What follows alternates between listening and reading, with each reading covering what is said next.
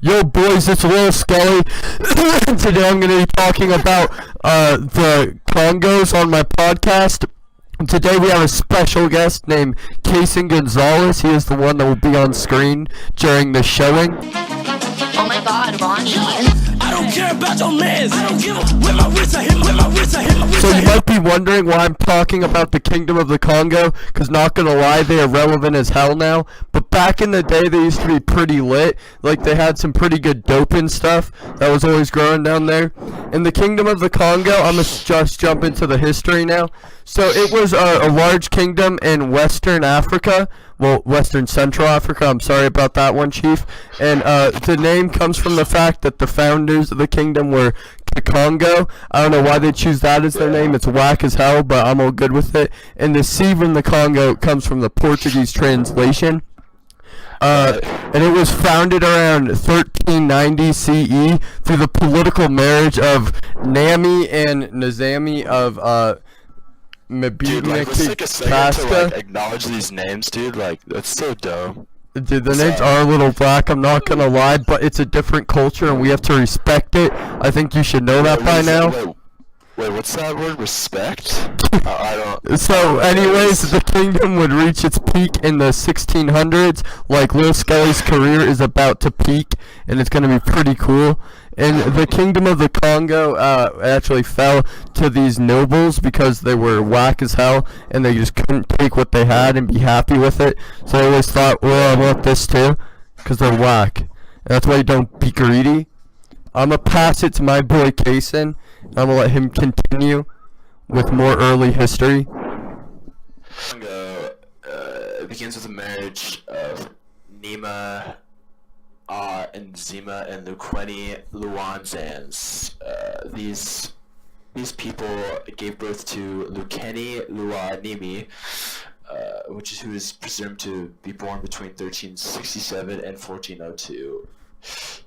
The Lukeni person built the capital city of Mbanza, Congo, and the Kingdom of Congo later conquered Mpangu and Pundi to the south, and these provinces would be governed by governors who received orders from the king, and they later expanded the boundaries of the Kingdom of Congo by 1490. And it was estimated around to have had 3 million people. Don't be cool, dude. It reminds me about the establishment of, like, the church in the Congo, too, dude. Up, guys? They were pretty dope back then, and they were all Christian boys. They were all Christian boys, and and this was because a Portuguese explorer, and he met the king, Nkuru, of the Kingdom of the Congo.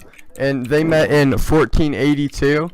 Then 8 years later, the same king Nkuru would ask to be baptized. These reasons that he asked are still unknown, but this process ended up changing his name to Jawa.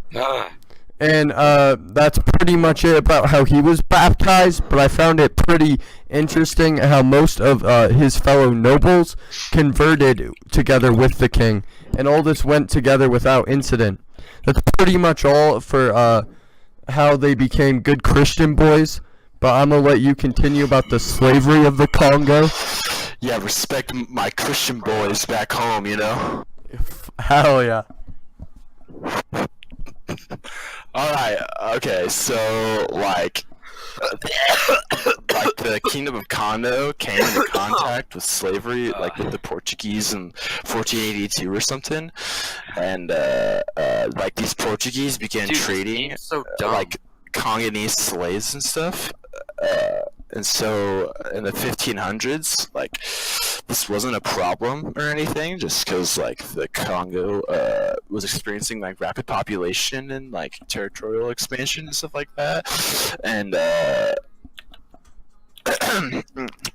most of the slaves, with the neighboring Mbundu kingdom of Ndongo, like, in, like, 1512 or something, Dude, this And, guy keeps killing me. and God, and the slaves, right? They were exported to Portugal, and this King Afonso guy, he actually like had slaves for himself and stuff, and yeah, I thought that was pretty cool.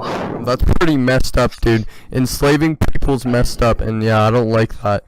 But Yeah, so- because of slavery, it ended up leading to a bunch of like conflicts inside of the Congo, and these were all by it was a civil war, so there were other Congos fighting each other. yeah.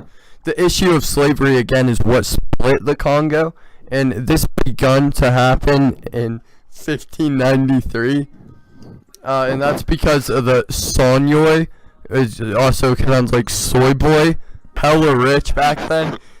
Yeah. And like he was a bit of a pimp, so that's why he had a bunch of slaves, and this pissed Yeah. off everyone else who couldn't have the slaves, and this is what Yeah, like, caused we want the slaves for ourselves, right? You know. yeah, and this is what basically caused the eternal conflict, which then the Portuguese seized their opportunity and decided to invade the Kingdom of Congo, and this first battle was the Battle of Mbilua.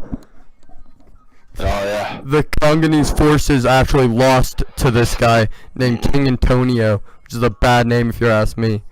It's almost as Yeah. bad as like the name Andy. But yeah, what my man's Valeria taking on from here. Bless up, and remember, pray down because you don't want to get struck down. Yeah. No. Yeah.